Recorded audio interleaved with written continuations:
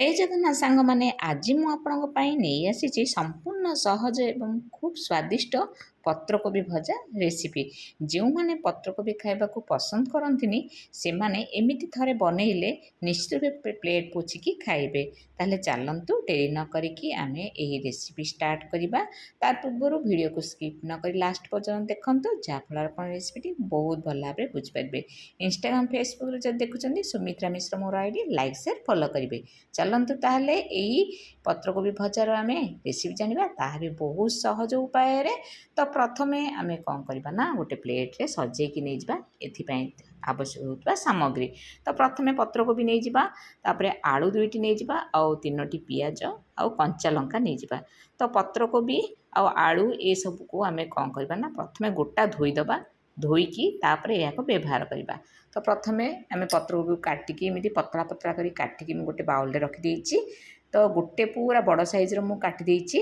ତ ତାପରେ ଆମେ ଏଇଠି ଆଳୁ ମଧ୍ୟ ମୁଁ ଏମିତି ଚାଞ୍ଚିକି ତାକୁ ବି ପତଳା ପତଳା କରି କାଟିଦେଇଛି।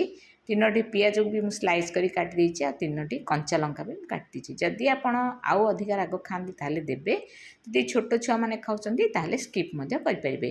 ଏଇଠି ଜିରା ହାଫ୍ ଟେବୁଲ୍ ସ୍ପୁନ୍, ସୋରିଷ ହାଫ୍ ଟେବୁଲ୍ ସ୍ପୁନ୍, ବିରି ଡାଲି ହାଫ୍ ଟେବୁଲ୍ ସ୍ପୁନ୍, ହଳଦୀ ଗୁଣ୍ଡ ଟେଷ୍ଟ ହିସାବରେ ଲୁଣ, ଆଉ ଦେଇଦେଇଛି କାଶ୍ମୀର ରେଡ୍ ଚିଲି ପାଉଡ଼ର, ଆଉ ଦେଇଛି ଗରମ ମସଲା। ତ ଏବେ ଆମେ କରେଇ ବସେଇବା, ସେଥିରେ ଦେଇଦେବା 4 ଟେବୁଲ୍ ସ୍ପୁନ୍ ଅଏଲ୍। ଅଏଲ୍ ଗରମ ହେଲା ପରେ କଞ୍ଚା ଲଙ୍କା ଦେଇଦେବା।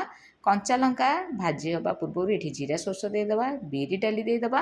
ଏସବୁକୁ ଭଲ ଭାବରେ ଟିକେ ଫୁଟିବା ପାଇଁ ଛାଡ଼ିଦେବା। ତ ଏ କଞ୍ଚା ଲଙ୍କା ଆଉ ଜିରା ସୋରିଷ ବିରି ଡାଲି ଫୁଟିଗଲା। ଏବେ ଏଇଠି ଭୃଷଙ୍ଗ ପତ୍ର ଏଡ଼୍ କରିଦେବା।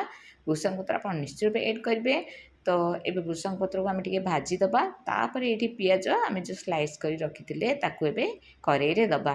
ଦେଇକି ଗ୍ୟାସ୍ ଫ୍ଲେମ୍କୁ ଆପଣ ମିଡ଼ିୟମ୍ରୁ ହାଇ ରଖିବେ, ଆଉ ଏହାକୁ କଣ୍ଟିନ୍ୟୁଅସ୍ଲି ଏଭଳି ଭାବରେ ଭାଜିବେ ଯେମିତିକି ଏଇଟା ଟିକେ ଆମର କଲର୍ ଚେଞ୍ଜ ହୋଇଗଲା। ପିଆଜର ଚେଞ୍ଜ ହୋଇଗଲା ପରେ ସେଠି ଆମେ ଆଳୁ ଯେଉଁ କାଟିକି ରଖିଥିଲେ ତାକୁ ଏବେ ଦେଇଦେବା।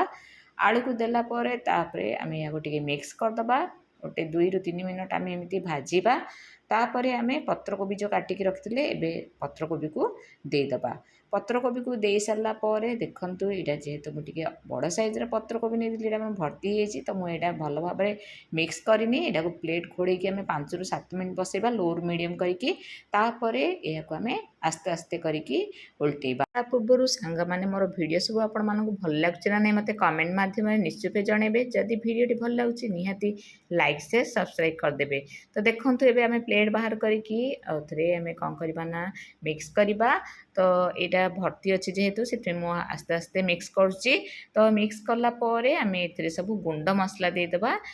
ତ ଗୁଣ୍ଡ ମସଲା ଭିତରେ ମୁଁ ପ୍ରଥମେ ହଳଦୀ ଗୁଣ୍ଡ ହାଫ୍ ଟେବୁଲ୍ ସ୍ପୁନ୍ ଦେଇଦେଇଛି, ଲୁଣ ଟେଷ୍ଟ ହିସାବରେ ଦେଇଦେଇଛି, Kashmir red chilli powder half tablespoon ଦେଇଛି। ଆପଣ ଯଦି କାଶ୍ମୀର ରେଡ୍ ଚିଲି ପାଉଡ଼ର ଏଇଟା ରାଗ ମାନେ ରାଗ ପାଇଁ ନାହିଁ, ଏଇଟା କଲର୍ ପାଇଁ ମୁଁ ଦେଇଛି। ଆପଣ ଯଦି ନାହିଁ ତାହେଲେ ସ୍କିପ୍ ମଧ୍ୟ କରିପାରିବେ। ତ ଏଥିପାଇଁ ଆମେ ସବୁ ମସଲା ପକାଇଦେଲେ। ପକାଇ ସାରିଲା ପରେ ଏହାକୁ ଏବେ ଭଲ ଭାବରେ ମିକ୍ସ କରିଦେବା ଯେମିତି ମସଲା ଆମର ପତ୍ରକୋବି ଆଳୁ ସହିତ ଭଲ ଭାବରେ ମିକ୍ସ ହେଇଯିବ। ତ ଦେଖନ୍ତୁ ଏବେ ମିକ୍ସ ହେଇଗଲା ଆମର। ଏବେ ଆମେ ଘୋଡ଼େଇକି ଆଉ 7ରୁ 8 ମିନିଟ୍ ବସେଇବା ଲୋରୁ ମିଡ଼ିୟମ୍ କରିକି। ଏବେ 7ରୁ 8 ମିନିଟ୍ ପରେ ଆମେ ପ୍ଲେଟ୍ ପୁଣି ବାହାର କରିବା। ବାହାର କରିକି ଦେଖିବା, ଦେଖନ୍ତୁ ଆମର କଲର୍ ପୁରା ଚେଞ୍ଜ ହେଇଯାଇଛି, କିନ୍ତୁ ଏଇଟା ଅଳ୍ପ ଅଳ୍ପ ସିଝିଛି, ଆହୁରି ସିଝିବାର ଅଛି। ତ ଏହାକୁ ମିକ୍ସ ଭଲ ଭାବରେ କଲା ପରେ ଏଇଠି ମୁଁ ଗରମ ମସଲା ହାଫ୍ ଟେବୁଲ୍ ସ୍ପୁନ୍ ଦେଇଦେଇଛି, ଦେଇକି ଭଲ ଭାବରେ ମିକ୍ସ କରିଦେଇଛି। ଏହାକୁ ଲୋରୁ ମିଡ଼ିୟମ୍ କରିକି ଆଉ ଆମେ 10 ମିନିଟ୍ ବସେଇବା। ତ ଆମର ପ୍ରସ୍ତୁତ ହେଇଯିବ ପତ୍ରକୋବି ଭଜା। ଏହାକୁ ଆପଣ ଗରମ ଭାତ କିମ୍ବା ରୁଟି ସହିତ ନିଶ୍ଚିତ ରୂପେ ଖାଇବେ, ବହୁତ ବଢ଼ିଆ ଲାଗିବ। ଆପଣ ବି ଘରେ ନିଶ୍ଚୟ ଟ୍ରାଏ କରନ୍ତୁ। ଯଦି ଆଜିର ଏହି ସହଜ ରେସିପି ଆପଣଙ୍କୁ ଭଲ ଲାଗିଲା ତେବେ ଭିଡ଼ିଓକୁ ଲାଇକ୍ ସେୟାର କରନ୍ତୁ ଏବଂ ଚ୍ୟାନେଲକୁ ସବସ୍କ୍ରାଇବ୍ କରିବାକୁ ଆଦୌ ଭୁଲିବେନି। ଜୟ ଜଗନ୍ନାଥ, ଧନ୍ୟବାଦ।